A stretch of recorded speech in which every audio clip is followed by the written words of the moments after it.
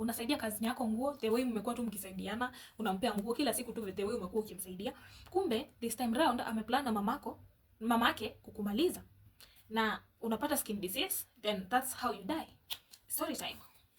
So the girl mwenye alisaidiana nguo, acha tumuite Faye. Then huyu mwingine mwenye alisaidiwa, mwenye aliplan na mamake kumaliza, huyu mwingine tumuite Stella. So Faye amecome from a well off family, like a better family. Faye na Stella ni cousins, but Faye amecome from a better family. Faye wazazi wake wako well off somehow, lakini Stella ako chini.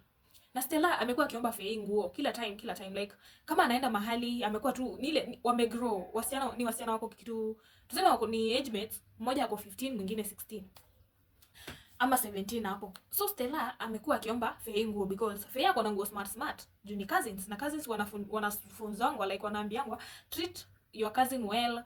Akikuja tu kuniomba nguo mimi nampea, anavaa hata kama anaenda wapi, because Stella hana manguo, ako na tugo tudogo wenye tumegrow ushago. Tunajua hii ni kitu yenye imekuwa ikifanyika. Your cousins anaweza kuja akuombe nguo na unampea. Sisi tumekuwa tu tukisaidiana, but sahi kama unasaidia, umekuwa ukisaidia mtu nguo after watching this story, please refrain.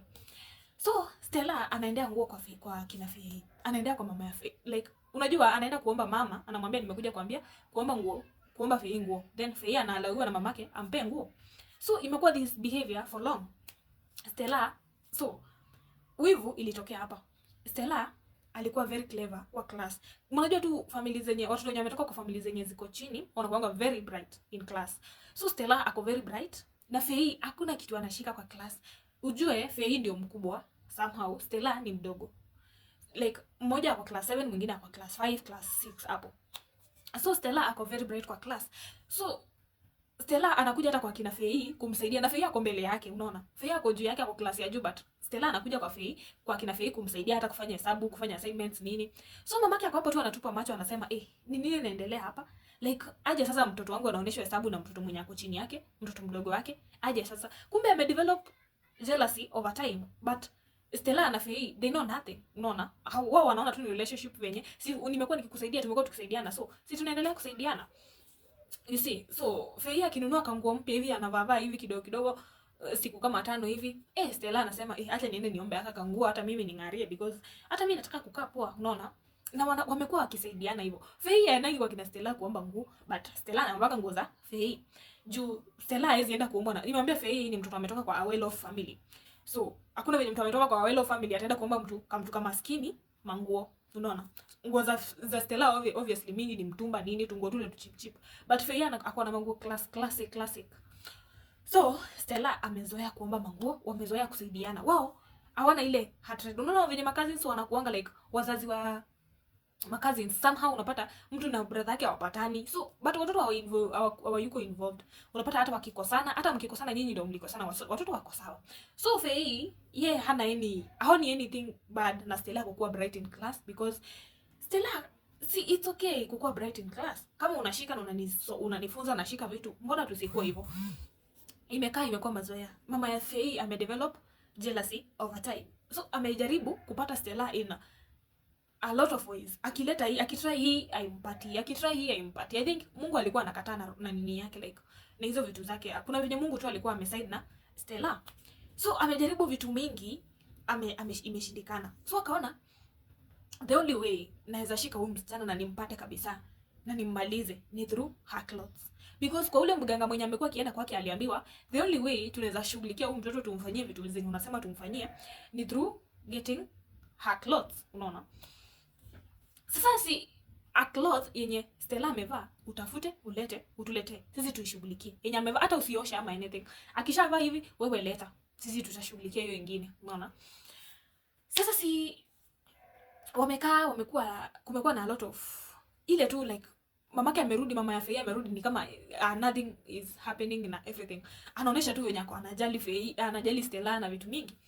So akaambia Faye juu kupata nguo yenye Stella amevaa lazima atumie Faye, because Stella akianza kurudisha nguo alikuwa anarudisha kama ameosha. Obviously unajua ukipewa nguo na mtu akwambie like uende uvae lazima uoshe ndio umrudishie.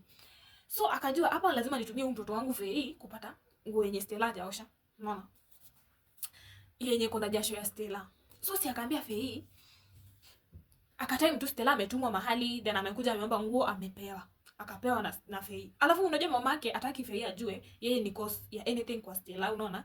So anajaribu kuavoid hizi vitu zisiwafanyikie wote. Like zisifanyikie kitu isijulikane na Fei kama ni yeye amefanyia Stella hivyo, unaona? So si Fei amepea Stella nguo, Stella ametumwa, ameenda penye anaenda. Si they are cousins. Nakwambia hata wazazi wao wako tu sawa. Si eti kuna any problem. The problem is Stella is better in class than Fei. That's the only problem. Sasa si mamake akatuma akangoja venye anaona tu nani, si mamake ako kwa njia, like wamejenga kwa barabara karibu na barabara na Stella like ziko tu kando ya barabara. So wako home, akaona Stella akienda hivyo, akirudi kutoka kwa kwenye alikuwa ametumwa, akaambia Fei, enda ungoje Stella akitoa hiyo nguo ukuje nayo. Fei yako zile za mbona nimuitishe nguo na hajaosha, like haijaoshwa. Akamwambia nimekwambia uende hiyo nguo saa hii, akitoa hivi tu wewe uende upewe hiyo nguo urudishe. Mtoto wako zile za okay, ni sawa. Ajui anything but because mamangu amesema lazima nifanye hivyo. So akatoka hapa akafuata Fei. Fei ndo ametoka kwenye alikuwa ametumwa. Kufika home hivi Stella Fei akamwambia ukitoa nguo nipe. Mamangu amesema ukitoa unipe. Si Stella akamuuliza kwani mamako ako na shida ama ni nini mbaya? Akamwambia hapana. Amesema tu nipeleke, ni kama anataka kuenda kuosha nguo zote once. Si Stella hana issue, akapeana nguo irudi. Na hapo ndio shida za Stella zilianzia. Stella akaanza kupata skin rashes. After mamake amepelekewa nguo, si yeye amepeleka kwenye alikuwa ameambiwa before hata ioshwe ama anything. Akapelekea mwenye alikuwa amempelekea, na hivyo ndio vitu zikafanywa na Stella ka develop skin disease. Yenye rashes, anajikuna, anapata pimples everywhere, like totally out of nowhere. So ameanza kukua mgonjwa. Wamezunguka mahosi za ushago, wametumia miti shamba and everything, like wamesumbuka ile mbaya. Hakuna kitu hawajafanya kwa hiyo life. Kwa hiyo period ya hiyo mwaka moja sasa yenye alikuwa mgonjwa, wamezunguka everywhere. Wameenda hadi hosi za ushago zote, hakuna kusaidika. Wanapewa hii sijui ni allergy ya nini, anakunywa dawa, after 1 week inarudi. Iko tu hivyo. So mama ya Fei anajifanya venye ako mindful. Unajua wao wako na pesa, yeye ako na pesa. Anajifanya venye ako mindful. Anajiambia anawaambia aki sasa mimi hata sijui Stella ni nini namhapenia hapa. Sasa ni nini itamfanyikia? Mbona sasa ni vitu kama hizi zimekuja, hata imetoka wapi hii kitu, na mtu asha grow si mtoto.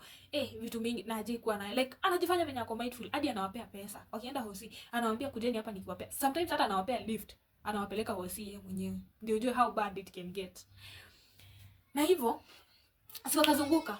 So vitu zimeharibika hadi wameamua kujipeleka Kenyatta. Kenyatta si ndio the biggest referral hospital. In fact this is a real story, si kitu ya jokes. Wameamua kwenda kujifikisha hadi Kenyatta. So mtoko ushago wamepelekwa huko, wamerifaiwa Kenyatta. Wameenda wamefika, mchana ameadmitiwa. Kwa admitiwa, unajua venye Kenyatta ni hosi kubwa. They are trying to find the sickness. Amefanywa hizi tests, amefanywa scans, amefanywa nini, kila kitu. So Stella amepelekwa Kenyatta. Amefanywa test, amefanywa scans, everything. Hakuna kitu inakuwa detected. So the doctors wako zile za we don't know like nini ina happen. They try everything, tests nini zenye wamekuwa akifanya. Uju this is the biggest referral hospital in Kenya. Hebu imagine the sicknesses zenye wamekama across zote na hakuna moja inakuwa detected. Everything yenye wanajaribu kutry, like wanatry ku find solution ama kutafuta shida kama ni hiyo, wanapata si hiyo. Msichana amekuwa mgonjwa, like saizo health inaendelea ikienda chini. Like anaendelea kikonda, anaendelea kireduce kwa nini. Kumbuka anaendangi shule because amekuwa sick ile serious. Amekonda, amereduce kila kitu. So anaendangi shule, mambo zake zimesimama. Kumbuka wazazi wake ni poor, hawana anything. Na hivyo ndio maisha yake maisha yao ina change forever.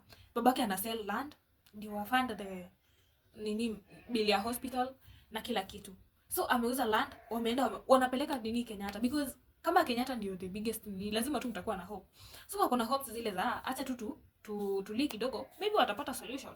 Na hakuna venye unapeleka mtu mgonjwa mwenye anaendelea kudeteriorate, health yake inaendelea kudeteriorate, like unampeleka home, no way. So utaendelea tu kukamp hapo uone kama utapata solution. Na hivyo ndio Stella ametafutiwa solution, imepotea, imekosekana. Kumbuka mama ya Fei anakuja hadi na Fei wanakuja kumuona, wanajifanya venye ni like wenye wamekasirika hadi wanalia, like hadi analia machozi. Na kumbuka all this is because of her. Yeye ndo ameamua hizi vitu zote. Stella amefanywa kila kitu, imeshindikana. So within 3 months zenye alikuwa admitted Kenyatta, si aka lose, like aka kufa. She died.